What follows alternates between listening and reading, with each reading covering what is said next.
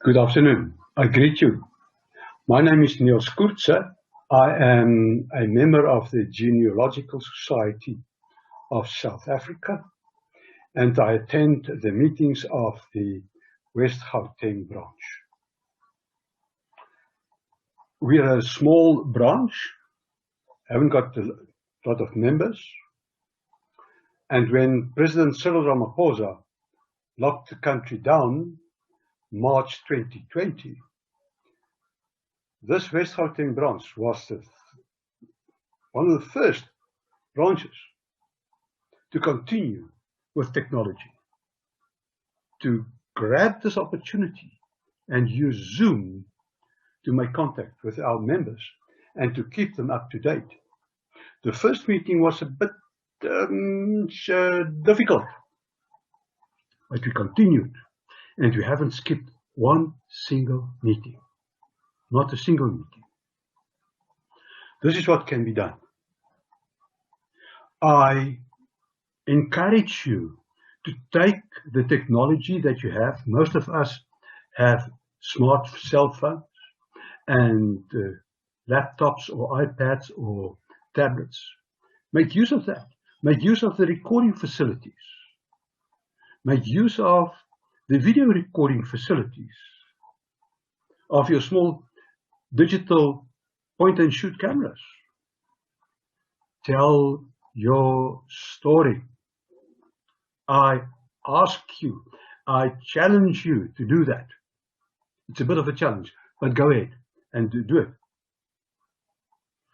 And this branch, West Gauteng, asked a lady who has a very, very unique story to tell about her father and his brother, her uncle.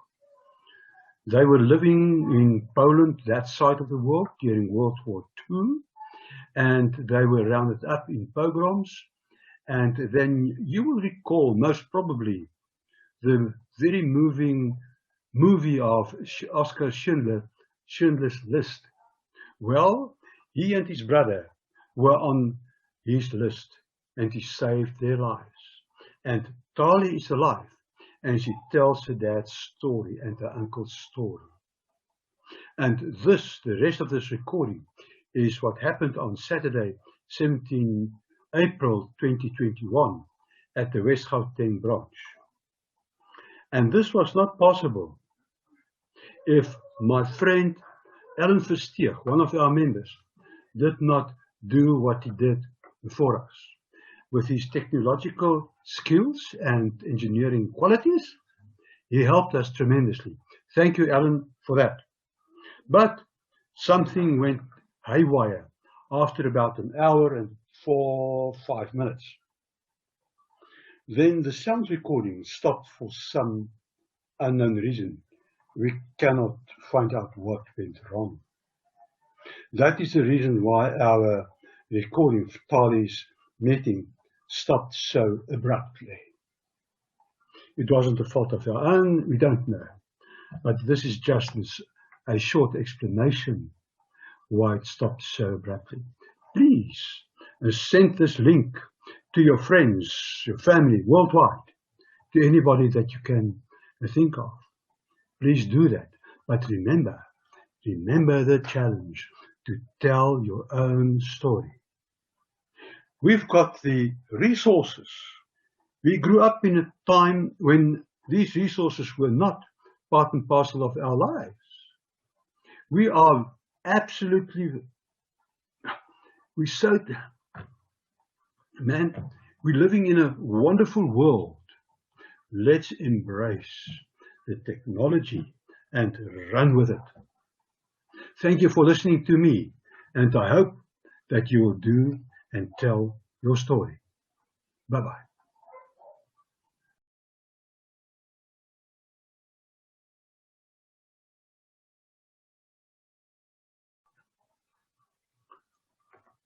Goeiemiddag of goeiedag. My naam is Niels Koertse. Ek is 'n lid van die Genealogiese Genootskap van Suid-Afrika en ek gaan na die West Gauteng tak se takvergaderings toe. Nou, ons is 'n klein takkie. Maar Maart verlede jaar 2020, toe president Cyril Ramaphosa ons land toegesluit het, was ons tak van die eerste takke in Suid-Afrika wat hierdie tegnologie aangegryp het en ons takvergaderings op Zoom begin hou het. Dit het 'n bietjie stampe en stote gekos en ja, dit was bietjie frustrerend. Maar in elk geval, ons het dit gedoen. Ons het nie een takvergadering gemis nie. Party het vlotter verloop as ander. Nou ek weet dat daar van julle is wat nie heeltemal tegnies vaardig is nie. Dis alright. Kom by man, gryp jou selfoon, kyk daar's 'n voice recorder, oudtydse bandopname masjien. Vertel jou storie daarop. Stuur dit vir jou kinders, stuur dit vir jou kleinkinders, stuur dit vir jou vriende. Maak video-opnames, gebruik jou klein digitale kameraatjie, gebruik jou selfoon en gaan aan met jou stories. En toe het ons besluit om vir 'n baie besonderse dame te vra om vir ons haar storie te kom vertel. Haar pa was een van 1000+ mense wat op Oskar Schindler se lys was, wat hy tydens die Tweede Wêreldoorlog opgestel het en die Jode gered het van hierdie Nazi-moordtog wat deur Hitler en sy trawante politieke boewe van stapel gestuur is en miljoene mense is gruwelik vermoor. Haar naam is Tali Nates. Sy was instrumenteel en sy is ook die direktrice van die Holocaust and Genocide Center in Johannesburg. En Tali het vir ons laas Saterdag, 17 April 2021, kom vertel wat gebeur het. Nou, ek het begin gesê ook, ons maak gebruik van hierdie tegnologie. Ons tak het nie die grootste en die beste apparaat wat jy kan kry vir beeldopnames en videoopnames, klank en die klas van goed. Ons het eenvoudig nie daai toerusting nie. Dit het ons egter nie afgeskrik nie. Ons het voortgegaan, haar gekry en Ellen Versteeg was absoluut kardinaal in hierdie soektog van ons om iets te doen en iets te skep. En ons het dit geskep. En ons het so 1 uur en 4-5 minute het ons beeld en klank wonderlik geskep. En toe het ons 'n borrel gehad en ons het 'n ligleegte in en die klank het opgedroog. Ek weet nie hoekom nie, maar dit is die rede waarom ons opname so brutaal en stomp geëindig het. Dit is die tegnologie wat ons iewers nie mooi verstaan het nie. Maar ons het nog voortgegaan na die tyd en baie vrae vir Tali gevra en sy het geantwoord. En nou gaan GGSA hierdie ook op hulle webtuiste plaas. En jy is baie welkom om hierdie skakels ook aan te stuur na wie jy wil in die wêreld, dat hulle kan kyk daarna. Ek is die deel se goed sê, ons is van Weskaap tak van die genealogiese genootskap van Suid-Afrika. Ons voorsitter is Steven Spielberg, hy is paspoort in ons voorsitter. Baie geluk en sterkte vir jou ken, voorzitter. Ons is 'n paar mense hierso, ja, en ons het een gas hier, maar die rest is allemaal van ons tak en lede. Hoor, ons het nog 'n gas soos 'n John, maar jy is al so lang al by ons of beskryf nie as 'n gas. Nou, ek het gesê, Tali is een van die direktrices by die Genocide Holocaust Center in Johannesburg. En sy het hierdie besonderse dat haar pa en sy broer, haar oom, was op Schindler's gewees. En so hulle was gered. Ek het 'n paar keer al na Tali luister. En ek gaan nie weg nie waar ons sy van praat. Tali verstaan Afrikaans baie goed. Maar haar pa het nie eintlik vertel. Haar oom het vertel. En nou het sy hierdie taak om vir die geslagte wat kom te wys. Want daar is nog mense wat nie leef nie. Die Jode slagte en die Gypsies, die Sigeuns, tydens die Tweede Wêreldoorlog. Goed, die sekere lande in die tronk, Duitsland geskep. Daar is mense wat die slagting van 94 April 94 in Rwanda ontken. As jy in Rwanda ontken, gaan jy Tom hier hoor, want dit is goed wat gebeur het. En Tali gaan dan ons vertel van hierdie goed wat sy geleer het. Sy het uitsonderlike ervarings gehad met die mense. Tali, you're most welcome, and thank you for being willing to come and talk to us, tell us about your experiences, and thank you for the opportunity to record it, to Zoom, and our guests on Zoom are most welcome, and thank you for that. And we will make sure that we will distribute it as far as we can, and you from your side as well. For sure. Thanks a lot. Over to you. I will come to the stage. It's wonderful to be with you. I appreciate that you are here with all the challenges of our time. But this story that I'm going to tell you is actually a resilient story. It's a story of hope, I think. It's a story where, you know, people overcame unimaginable atrocities. So, in a way, I hope that it will not bring us down, but actually make us think and reflect about our ability to survive really anything. So this is the Holocaust and Genocide Center that we spoke about. I'm very friendly with his daughter, Misa, that does amazing work with genocide studies and international law around those issues. Just to say that this is in a way a legacy for my father, and that's the reason I started with this baby that took me 12 years to build, and I hope that you will be able to come and visit because wonderful exhibitions. It has a wonderful coffee shop with a beautiful Rwandan cappuccino to enjoy it. Lovely tea and cakes and so on. So you visited and enjoyed. So this in a way is a legacy for my father that is no longer alive, but more so for my family members that did not survive the Holocaust.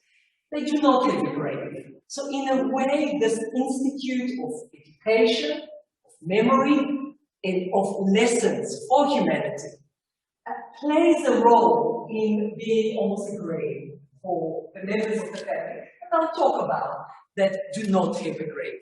So I will start my journey in Poland. My family is from Poland, and this is a map of Poland where my family place is a small town, 23,000, 27,000 people, called Nowy Targ.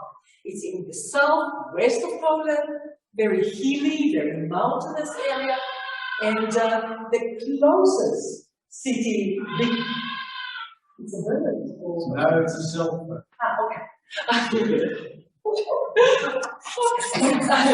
So the places that you will maybe know more is the city of Krakow. Krakow is a big city, beautiful city. Shall I come here? Wonderful. So Krakow is a really beautiful city that was the capital city during the Second World War, where the Nazis, were situated, and it's about 2 hours from Nowy Targ. That's where they grew. Who is in the family? Leah was my grandmother. Hela and Sila were my aunts. The family is Turner. You know, Turner sounds like almost British, but it was a German, Polish surname as well. You spoke about Scottish and British, you know. The names changed and people moved from place to place. They came from Nowy Targ and they were murdered in a killing center called Belgians that is more or less here in this space, Eastern Poland. Who survived from the family? Henrik Turner, that is my uncle, and I'll speak a lot about him and who he was and what he did. just to tell you what I'm going to cover, Henrik, my uncle, was born in Novi Sad. He was the oldest brother. And he survived many concentration camps. And he survived Rabka. I'll speak a little bit about it. It had an SS school, unknown. So I'll tell you a little bit about that. He survived the Stewart Company, that was factories by the Germans that were situated all around Poland, and not only Poland, many, many other places in Czarnobyl, and he survived the Plaszow concentration camp in Krakow, as well as Gross Rosen concentration camp that is in the vicinity of that area, Wrocław in eastern Poland, and the Brunitz camp in the Sudetenland, and that is here, is what today is the Czech Republic. My father, Moses Turner, or Marian Turner, or Moshe Turner, he has a lot of names, and I'll speak a little bit about that. He's also from Novi Sad, and he survived another factory camp, Stewart camp, called in Zakopane. Zakopane is right here in the mountains. He also survived the Plaszow concentration camp in Krakow, Gross Rosen, and Brunitz. Now, I started with that you will see that it's not a simple story. You know, when you speak about the Holocaust, when you read about the Holocaust, what's the name that comes to your mind? What is the one camp that comes to your mind? Auschwitz. Absolutely, that's the one that we know. Auschwitz. And Auschwitz, by the way, is sort of in between Krakow and Katowice. So that area. And indeed, it's the biggest camp. But 1.1 million Jews were murdered in Auschwitz. But the others, the 5 million, the 4.9 million were murdered in other places. And we don't talk about that. We don't talk about the killing, mass killing in the East, in Russia, Romania, in Latvia, Ukraine, and we don't speak about the other camps. So I'm going to tell you a little bit about the other camps. And I will tell you the story of my family, and then I want us to really talk and in a way, look at why Auschwitz became such a symbol of the Holocaust and why we don't know other places. And let me just tell you that the Nazis established more than 42,000 concentration camps. More than 42,000. And if now I will ask you just to name some, and I know that you know some, you will be maybe able to do 10. So you said already Auschwitz, you will know some in Germany, the concentration camps. Anyone wants to try and sort of give it a guess? Bergen-Belsen? Yeah. Dachau? Okay. Try and think. Next to Berlin, there are some camps that maybe are a bit famous. Maybe you heard of Buchenwald, maybe you heard of Sachsenhausen, Ravensbrück, that was a women's camp. But you know what? You don't know. We don't know the almost 43,000, because I gave you Rabka, Zakopane. You never heard about it. Even Belgium, where my family was murdered, 500,000 were murdered there. You had one survivor. We'll talk about it in a minute. You just don't know about it. So it is a complicated story. And the story is about my family. I don't have pictures of the family. What are those little pictures that were found? Some family members in the United States received passport photos of my two aunts. They were murdered at 12 and 16 years old.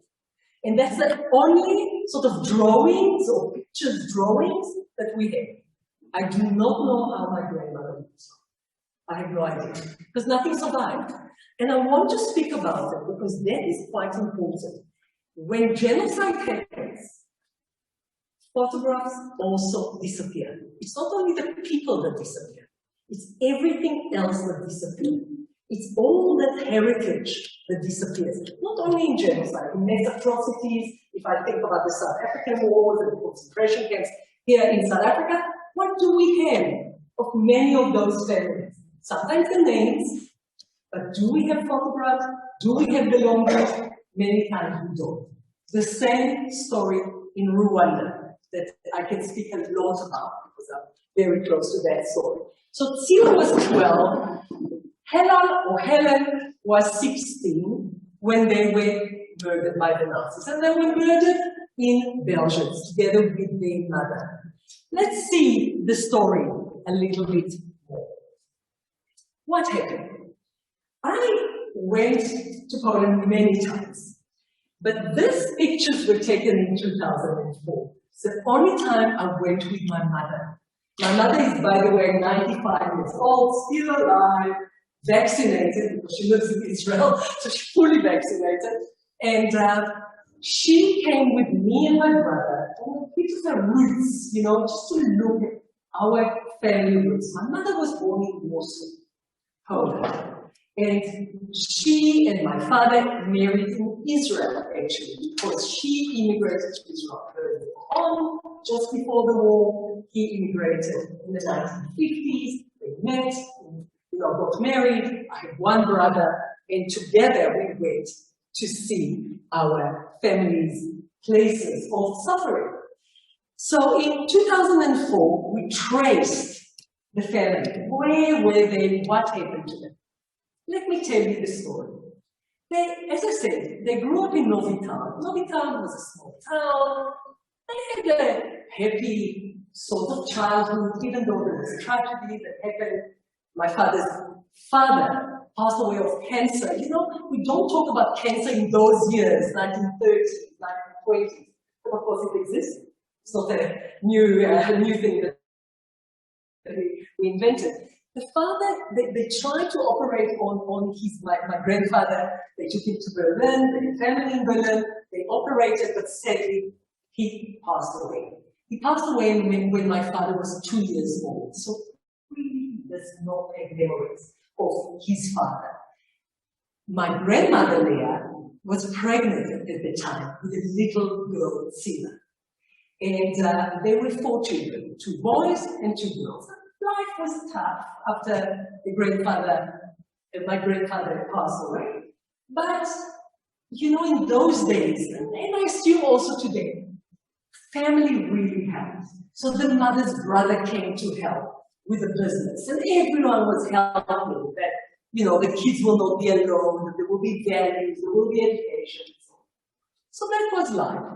When the Nazis invaded Poland on the 1st of September 1939, they invaded this town of Novi Town.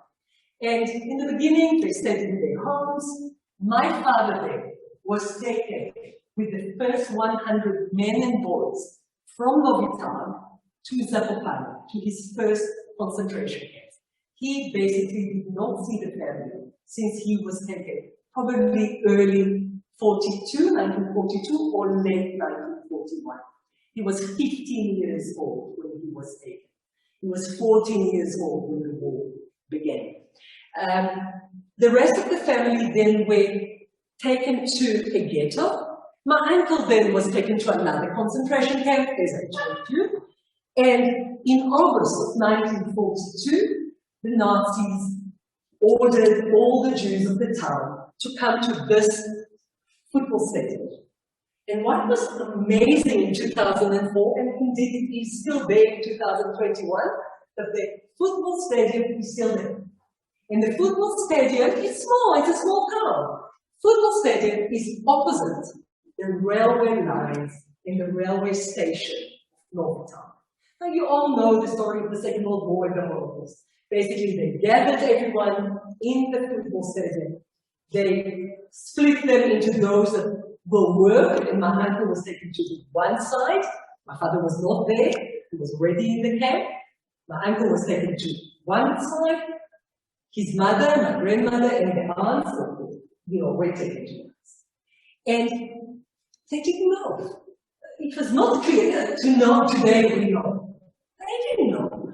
And they were taken from the football stadium to the station and were taken on railway lines, on cattle trucks to Belgium, in the east side of Poland, where they were murdered, most probably on the 30th of August, 1942. So that we know. My uncle, by the way, it's interesting, always felt really there, because he said, I didn't say goodbye. I didn't realize that this is the moment that I need to have my mother. How do you know? You know, you don't say goodbye. So he always was terribly upset about that. Whenever I went to Poland, when I went with my mother there, he said, can you not try and find a picture? Because I don't have a picture of my mother. You know, I never said goodbye and I don't have a picture of my mother. They were taken to Belgium. Today there is an amazing memorial. Amazing memorial. We were in 2004 invited for the opening of that memorial. I was very honored to be there and see that opening. And we found the name of the town where the family came from. And that is where they were murdered. They were murdered in gas chambers. It was a small killing center or death camp. And as I said, 500,000 were murdered in Belgium. There was only one survivor that survived the war. His name is Rudolf Rader. He managed to escape from the Nazis. He got drunk on Christmas of 1942. And in Vaughan, it's another town, and he managed to escape. There were other 4 that managed to escape but did not survive the war. He's the only one that gave testimony. We do have testimony about Belgians also from the perpetrators. So let's see how the brothers united, because that is quite interesting. My father was taken to Zakopane with the 100 men.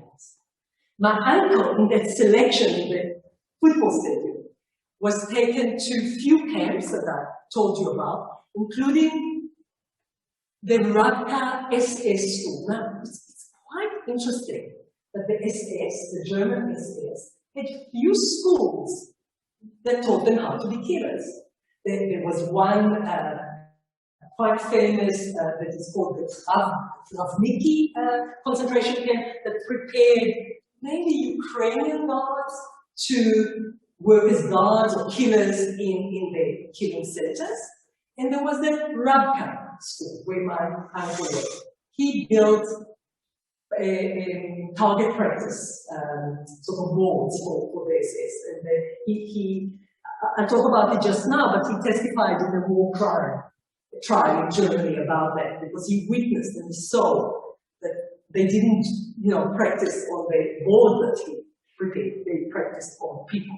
They killed people. So my uncle then was sent to Plaszow. Let me talk about Plaszow for 2 minutes. Plaszow was a big camp. How many of you watched Schindler's List, by the way?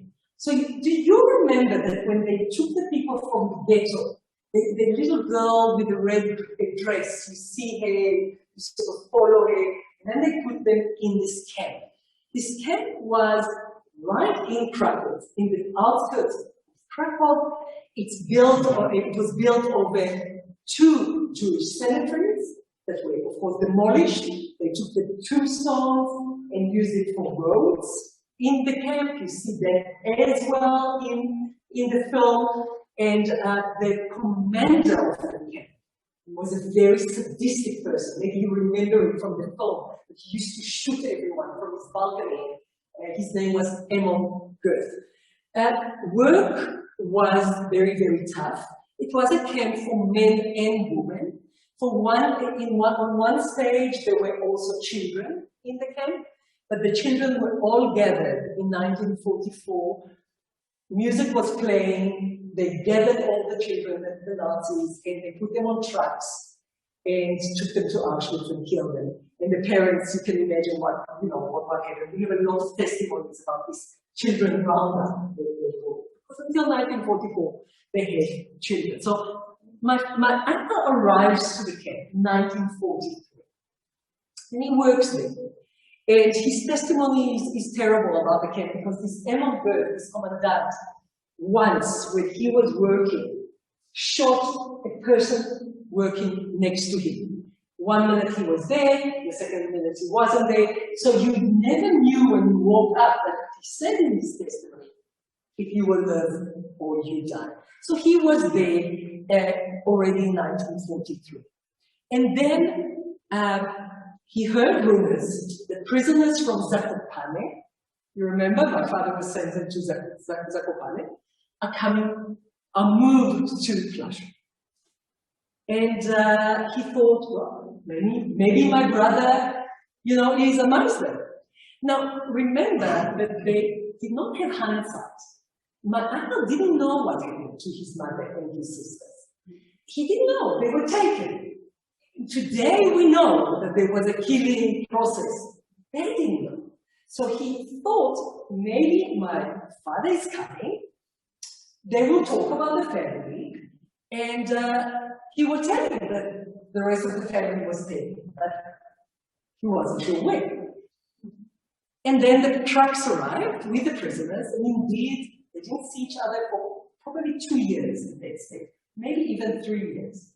And at that stage, he recognized my father, his brother, Marian, Moses, coming off. And he always used to tell me about it. And it was always very emotional. Because I can only imagine when you are alone in the world, you think, where is everyone? I don't know where everyone is. And it's still in the middle of hell. You don't know when the war will be over. You have no idea. Suddenly you see a relative. Suddenly you see a brother. So they hugged each other and they swore, they said at that moment they swore never to part. Whatever happens to us together. Now, of course, we know with the war it was luck, and it was not always in their power or their control. But that's what they believed at that moment, that they will stay together. And they're together in their camp, and they work as barrack builders in the camp. My uncle manages to get my father, that is probably about 17 years old at that time, to work with him as barrack builder. So they work. Into the picture come this man and this woman. And I want to speak about Oskar Schindler, but I also want to speak about his wife, Emily, that doesn't get a lot of mention. And she should, you know, because she was an actor as much as he was in saving lives. So, just to tell you a little bit about this gentleman and his wife. He is from a town called Svital in what used to be Czechoslovakia. It's today in the Czech Republic. You know, Czech Republic and Slovakia are two countries. Catholic, German, because there was a German minority in the Czech Republic and indeed also in Slovakia.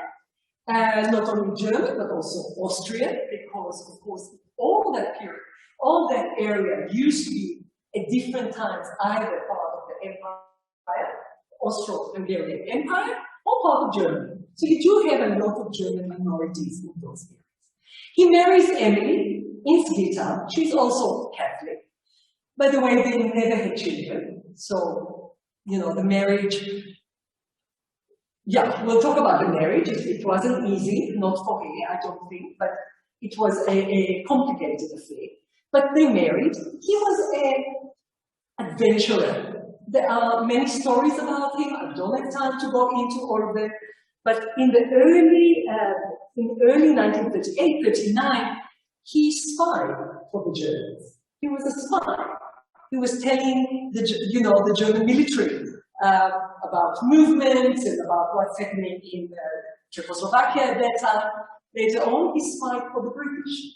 And that is something that is not known, is not in the news. So he loved adventures. He was one of those people that loved adventures. In 1939, when the war started, in September 1939, he moved to Krakow. First without his wife, she moved a little bit later. He looked for an opportunity to make money. He came from a middle class, lower middle class family, moved to try and make money. He took a factory that belonged to Jews in Krakow. He used slave laborers throughout the period, 400, 600, some Jews, some Polish Catholics. The Polish Catholics were paid, the Jews were not paid. So you have an individual that is great. He's not good, he's not evil totally, but he's somewhere in the middle. They say he had a good character, he was very friendly, he was nice to his employees, but he did not pay them. They were slave laborers, and he took a factory from the Jews. So actually, remember that he's starting as a perpetrator. You know, not a murderer, but a perpetrator. Let's see this journey that he's taking, because his journey is interesting. It shows that you can always make choices, because his choice, at one stage or another, was actually to start saving. And he did start saving, and Emily helped him. Let's see how it's connected to my mother and my father and my aunt. This is... Can I just stop for a moment? I've got a message that there are people on Facebook wanting to get onto Zoom. Can you set the link? Yes, you can help me. Okay, 1 second. So what you do to do the link? Sorry, I don't have the ones. Sorry. So you do. Sorry, you do that. You save the link, but I don't know. You know what? Can we invite them? Because how will we send them the link? Invite. I can copy, and then. Is there not a way to invite? Yes, there is. 1 second. Yes, there is a way to invite. Mute. I remember. More. No, it's not here. It's not here. It's somewhere else. 1 second. It is here. What is here? Invite. Invite. Send email, and he must tell you. I don't know, or send message. Niels, where to? We put it on. Shall we do email or you can copy the link. Copy it. Okay, and then you can do it. When it's copied, so you can paste. Sorry. And if not, what we can do is to send them the copy of the. Can I not just send them the recording? Yeah, probably easier. It's better to send them the recording. I think so. Say we will. They must ask for the recording. Yeah. Carry on. Will you tell them that we will let the recording this afternoon? Okay. So I took you from this person, Oskar Schindler and Emily Schindler, that are, you know, sort of starting as perpetrators. And then he is starting to move. And that is, for us as an education center, a very important example. It means that every one of us can be here and here, be bystander, be activist, be, you know, and move from side to side. He hears in 1944, he's schmoozing and he's very connected to the other Nazis. And he hears from the commander, Emil Goering, that the Jews are going to be sent to Auschwitz and to the death. And he decided to start a scheme of creating lists of names and creating another camp. That is ingenious, because where is he creating this other camp? Right next to his home in the Czech Republic of today's Vita. So Brunlitz, this camp that he creates with his money. He makes money, then he pays the money that he made to create a concentration camp to save the Jews. I mean, this is genius. Who did that? No one did that. And he actually creates this concentration camp, makes a list of 1,000 names, men, women, and children, including my father, Turner Moses, and my uncle, Turner Henrik, that you see very clearly on the list. This is page 10 of the list. There are many, many pages of the same list. I actually just received from Germany about a week or two ago 48 more documents from their archive with my father's name and all the details of when did he move from this camp to this camp to this camp to this camp, and after the war. Unbelievable. All the records are kept. This is also interesting. You see on top, it's not very clear, but on top you see that this list is done in Gross-Rosen concentration camp.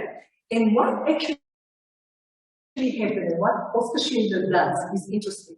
He says, the men and women and children will come to work in an armament factory that I am creating. Because his factory in Krakow until now did pots and pans. So now he says, we're going to do armaments because we need, the army needs arms. So he creates a list of prisoners that will create arms. The Nazis then take all the men and send them to Grossrosen. That's the reason on top of this document you see the name, Grossrosen. The Nazis also sent all the women to Auschwitz. And it is the only group of about 400 women that arrive to Auschwitz as a group and also leave Auschwitz as a group to Auschwitz. Now, in the movie, he goes to Auschwitz to try and, negotiate their release. In reality, and that goes back now to the relationship between Oskar and Emily, he had many, many mistresses. He was a gambling man, he was a drinking man, he was certainly not a saint. And I would think that the saint probably would not have had the guts to create a concentration camp to say, 1,200 in the end, because just now I'll tell you how he said 200 more. So he sends one of his mistresses to Auschwitz. And he says to her, take diamonds, take liquor, take whiskey, whatever you need, and just get the woman out. And that's what she does. She gets the woman out. And they arrive in Grunitz. And amongst, when they arrive in Grunitz, they are, at long last you can see my father, this is my father, and that is at Liberation. I'm going to talk to you about that. They arrive in Grunitz, and basically him and Emily are in Grunitz and looking after them. And that is when my father in anger used to say she was a wonderful person. She used to give them food. She used to give them cigarettes. She used to give them stuff for candles to light for the Sabbath. Who thinks about that during war? They said she was the one that was more, the person with the soul, the person with the intention and so on. They are in that camp for about a year, about 11 months. He saves another 200 Jews that were dumped in a railway line on a cattle car right next to Grunitz. Some of them died. They were dumped by the Nazis. He saved them, brings them to the camp. So really you see a person that moved from using and making money and using slave laborers to someone that is truly trying to save lives. You all know the story of Oskar Schindler. He is in return saved by his prisoners. So they take him to the American side. They believe that he will fall into the Russian hands. No questions will be asked. So they'll shoot him before, as a Nazi, he is a Nazi person, he belonged to the Nazi party. So they take him to the American side, they testify on his behalf, and that's how he is saved. They do something else for him. And you can ask me more questions because I'm doing things quite quickly, but we can have a discussion just now. They do something else for him. He says, I don't want to stay in Europe. I will always be at risk. I did belong to the Nazi party. How do I start again in life? And the Jews that he saved, including my father, I still have the receipts of the little money that he had, and he had nothing. Everyone died, he had nothing. I think it was equivalent to 2 rands or something that he gave. They collected money to send him to South Africa. So him and Emily went to Argentina, and Schindler was, he had a big personality, as I said, a spy, an adventurer, with all the mistresses and the gambling and the drinking. He declared that he will be an excellent farmer. He's going, to Argentina to be a farmer. He was a failure. He was a total failure. He went to Argentina, he was there for 2 years or 3 years, couldn't do anything. He left Emily there. Emily died in Argentina at the age of 93, I think, or 94, about 10 years ago, 15 years ago. And he went back to Germany. And how did he end his life? As an insurance broker. He was an insurance broker. He died in 1974. He asked to be buried in Israel. He's buried in Jerusalem on Mount Zion in the Catholic cemetery.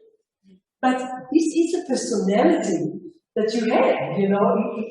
He used to come and visit his survivors every year. My father used to go and see him with my mother. She said that he was very good looking and very charming, and that was the personality, you know, he was a charming person. So what do we see here? My father and my uncle survived, thanks to Oskar Schindler. He survived with friends, but no relatives. The friends became his family. This is immediately after the war. You can see he's still quite firm. He was, when he was liberated by the Russians, he weighed 38 kilograms. So it was tough. That last winter of the war, 1944, was a very tough winter. There was no food. There was no food. And he stayed in the DP camps. It was the displaced persons camp that had thousands and thousands of people, Jews and no Jews, that were in Germany, Austria, France, Italy, and so on. He stayed there, then he studied to become a mechanic because he had no education. He started the war at the age of 14, had no education, so he studied to become an engineer, a mechanic, through the United Nations. My uncle went back home to see if anyone else survived. He found that no one else survived from the family. No one. There was one cousin that they discovered later survived. One cousin.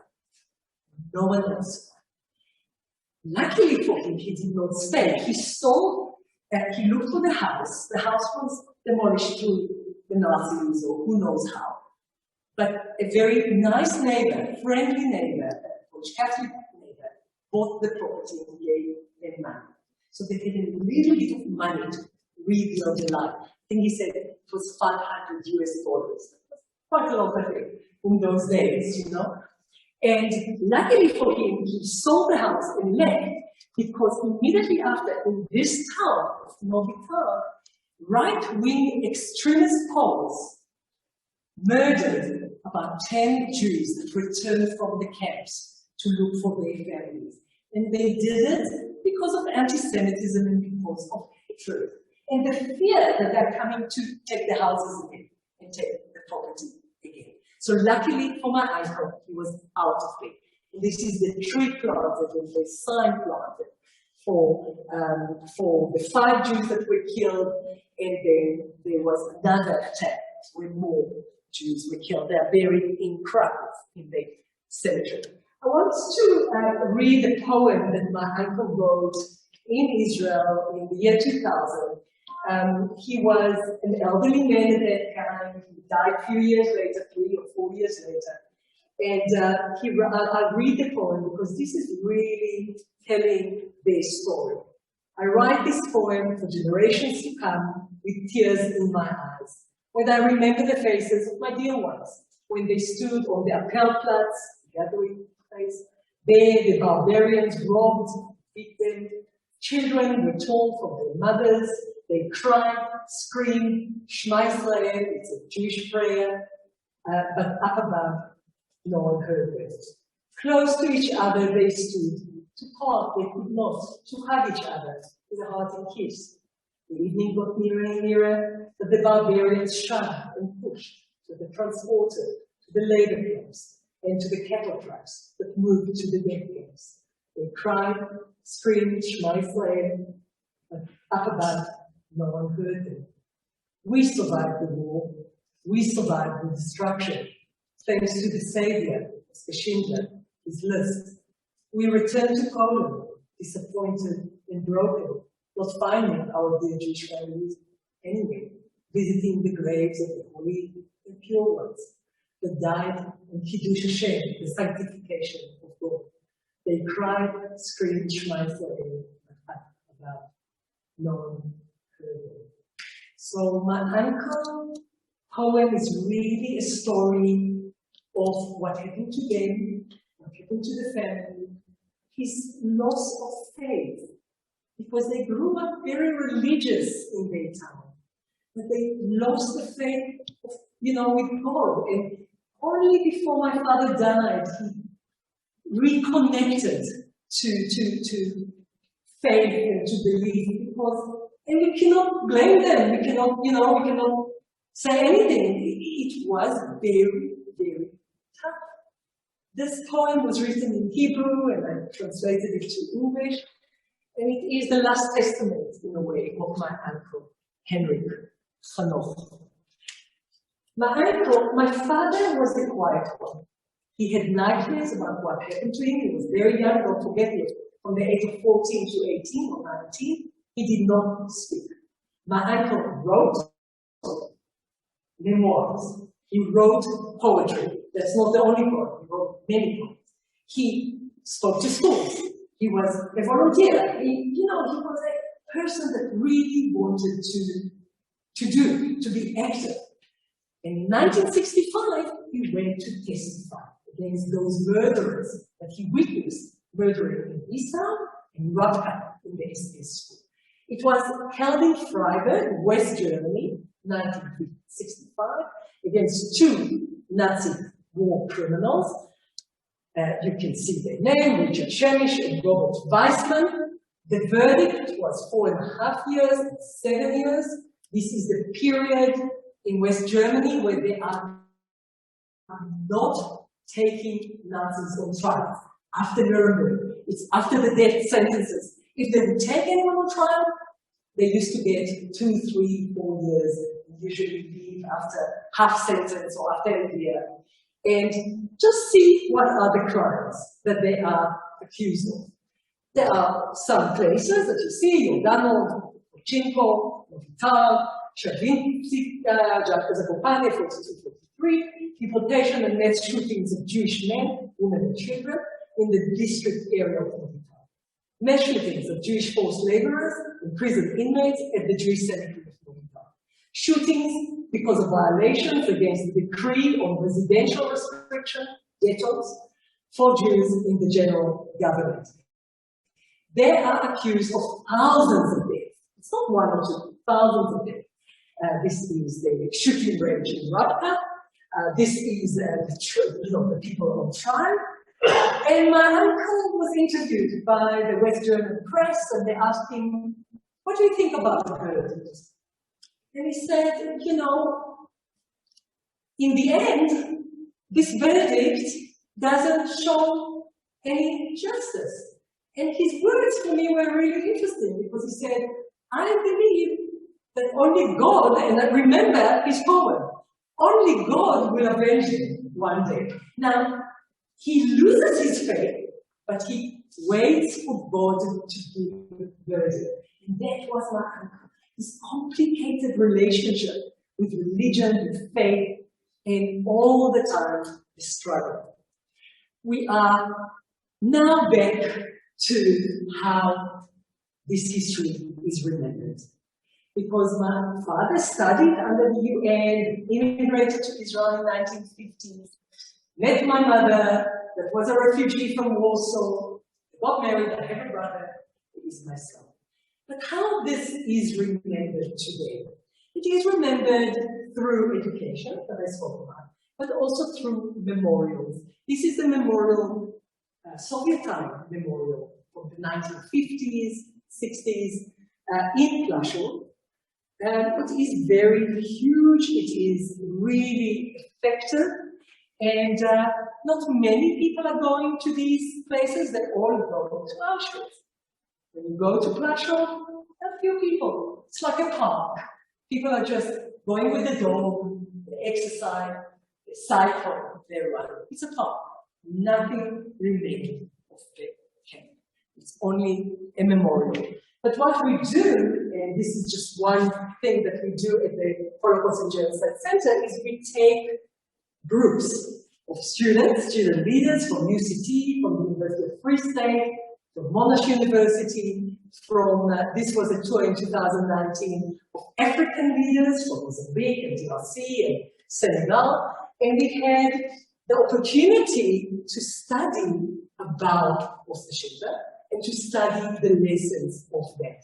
Amongst us was this lovely lady, her name is Wanda, and she is a Holocaust survivor of the Warsaw Ghetto. She will celebrate her 85th birthday in May, and she survived because her mother, Alina, smuggled her from the ghetto at 5 years old, together with her 3 brothers, to the Aryan side. She grew up as a Christian. She did not remember that she was Jewish. Her mother was a doctor in the Warsaw Ghetto, and her mother chose to go with her patients to her death. And she was murdered in September, 12th of September, 1942, in Treblinka killing center. And Vanda and her son are keeping her memory alive. Her son only discovered that he is Jewish because, according to law, if your mother is Jewish, you are Jewish. So her mother and her son Luke only discovered that he is Jewish at the age of 21.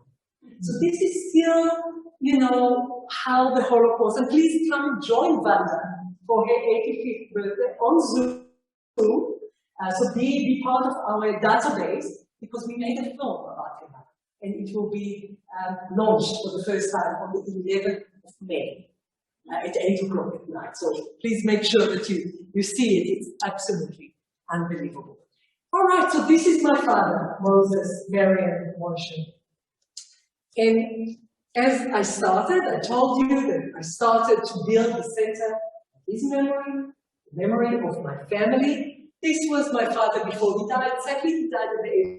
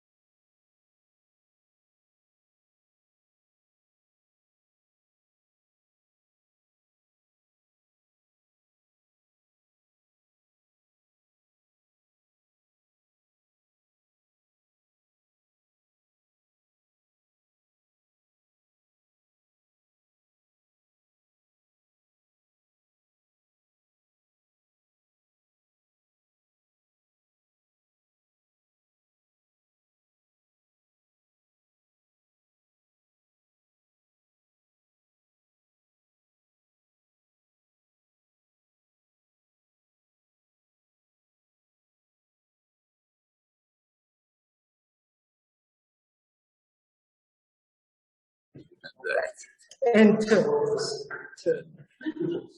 Oops, I can't. Never.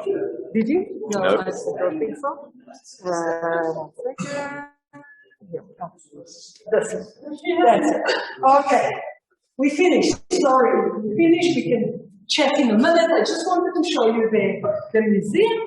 So this is our exhibition. It is telling the story of the Holocaust, genocide of Rwanda, and it's full of photographs, stories, and artifacts. Amongst them also the list of my father, and I was very happy to include, and also the stories of survivors. Veronica Phillips said we passed away on the 24th of February. She was 94 years old, but she gave us so much of the family's artifacts and objects, including a childhood doll, and then Sylvester, who is a Rwandan survivor, Tutsi survivor from Rwanda, is talking to schools and to groups, and is wonderful, really. And you know, he survived at the age of 12 years old, so it's very, very difficult story.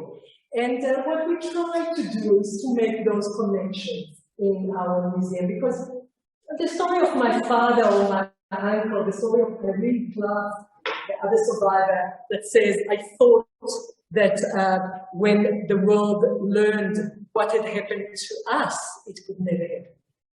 But we know that it happened. We know that. So Sylvester says, and the genocide happened yet again to us here in Rwanda, in full view of the world. So we said never again after the Holocaust, we're saying never again after Rwanda, and now we have Myanmar, we have other cases in China of genocide, sadly, all around the world. So that is it from me and my pictures, and I would love us to have a conversation. So please ask me any question that you have. I will drink some water. Can you switch the light on? And then I will close the darkness behind. And yes, please feel free just to start. What's the state of funding? Is it family trust? No, it's a good question. So how is the museum, how did we start the museum? How did we fund the museum? The City of Johannesburg, Arts, Culture and Heritage, partnered with us in the district. Sorry, where is it situated? Come back to you. Okay. Where is it situated? In Forest Town. Okay. Do you know where the Westcliff Hotel is? Yes, sir. So it's on Jan Smuts Avenue. It's just opposite the Westcliff Hotel. Yeah. So it's very well situated. It's from here probably half an hour to get there.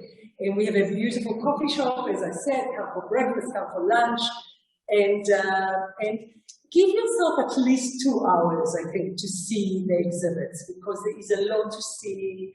You want to maybe take a break. You guys took a break, then you saw it again. Sometimes you need more time. So it is it's done in a very different way. It's a non-linear way, because we want the youth of today to start asking critical questions about how come ideology of hate, brainwashing, the youth, and we see it everywhere in the world. So we wanted to do a little bit of more issues of choices, dilemmas, critical thinking, connecting, and that's how the museum is done.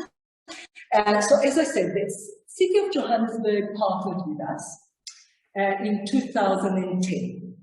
I started the idea, the dream in 2008. It's a legacy.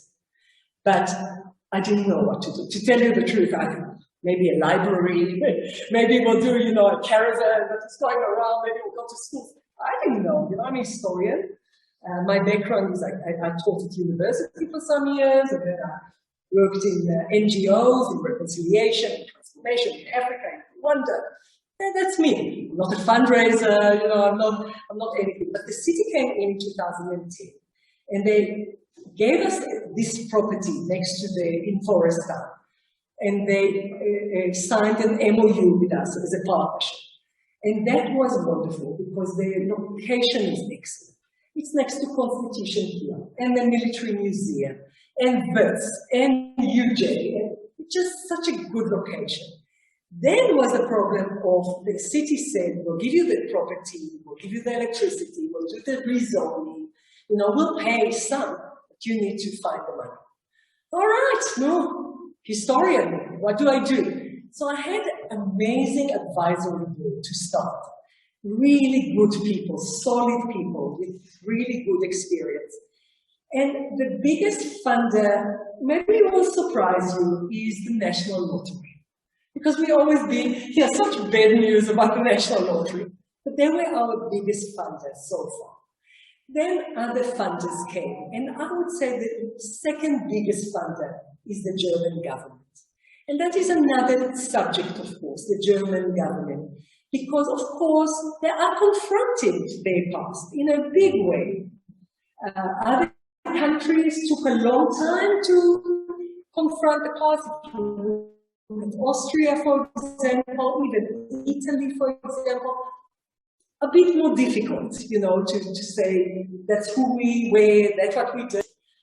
So they are annually our biggest funder.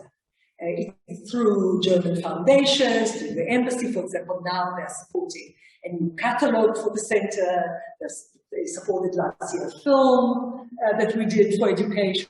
So these are the biggest funders, and then the others are corporates, individuals, embassies, other embassies from Japan to, I can give you like a list, very surprising list of who supported us. Some from Jewish communities, some from the Rwandan communities, some from the South African community.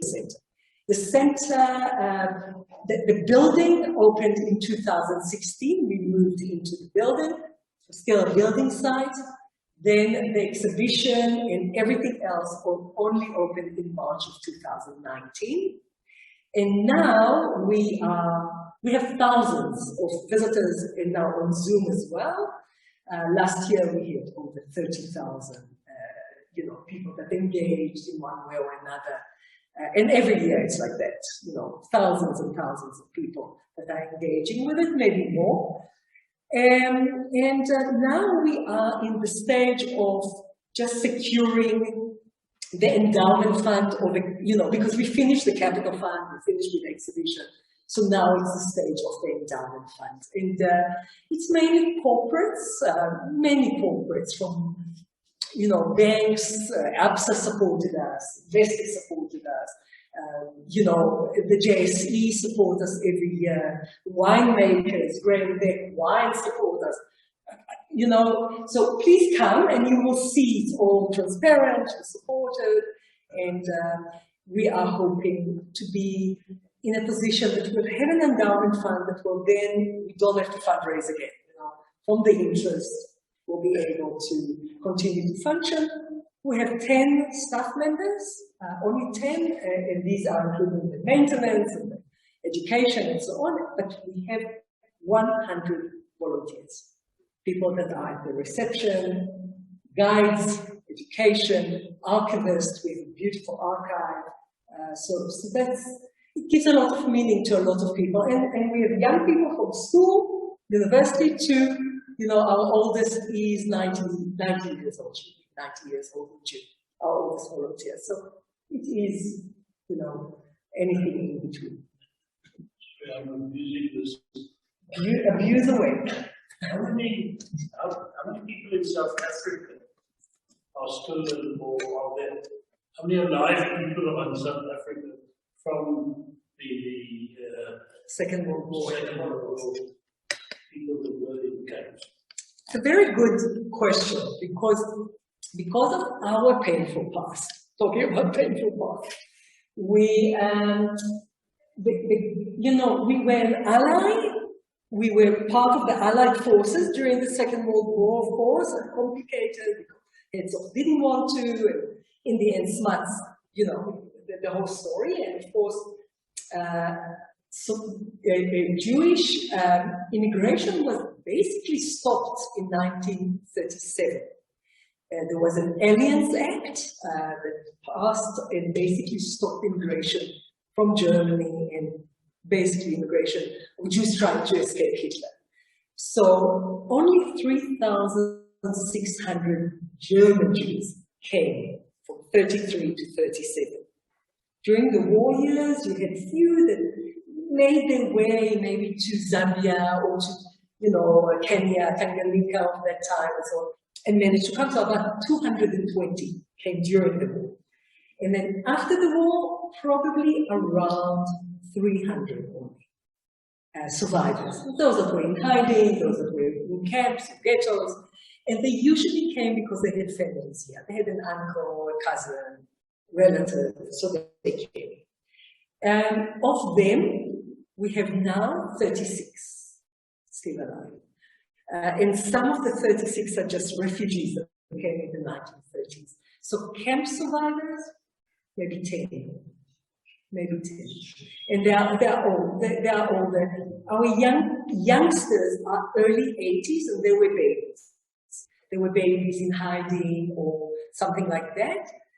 In the oldest, we had a 101-year-old, but she died in 2019. Last year, we lost a 102-year-old survivor. And during COVID, sadly, we lost 13 survivors. So, that's mainly in the first wave, but then also in the second. So, that's not so nice. When you go to our website, and it's easy, if you are on the internet, just go to our website, Johannesburg Holocaust and Genocide Center. It's JHB Center, you will see. And we have 3 publications that